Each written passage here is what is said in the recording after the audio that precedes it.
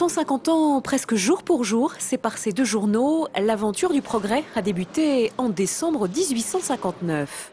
C'est très exactement le 12 décembre 1859 que sort le premier numéro du Progrès, à l'instigation du maître imprimeur Chanoine, qui crée dans les sous-sols de l'Hospice de la Charité, donc qui fait fabriquer ce journal, qui naît dans des circonstances un peu particulières, puisque nous sommes sous le Second Empire, à une époque où la censure règne quand même assez férocement, et le Progrès ne tarde pas à s'affirmer comme journal d'opposition républicain.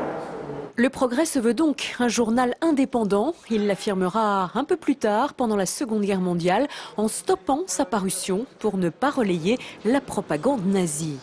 Le 12 novembre 1942 paraît le dernier numéro du Progrès sous l'occupation, puisque la direction du journal se refuse à subir la censure et décide de le saborder, ce qui est une décision dramatique, mais le Progrès entre désormais en résistance.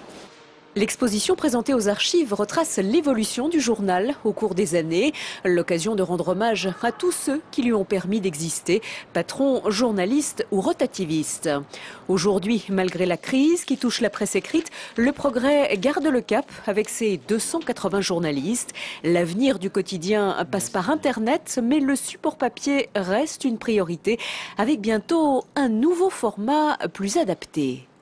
Le Progrès de demain sera sans doute sur un format plus pratique à lire, puisqu'aujourd'hui, notamment dans les zones urbaines, le lecteur utilise les transports en commun, ont besoin de supports plus pratiques. Les gratuits ont ouvert la voie depuis quelques années, et c'est vrai qu'aujourd'hui, nous testons des formules avec des formats plus réduits, et toujours en conservant notre capacité à traiter le mieux possible l'information de proximité.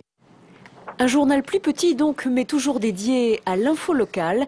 Et qui sait, dans 150 ans, on dira peut-être encore, si c'est vrai, c'est dans le Progrès.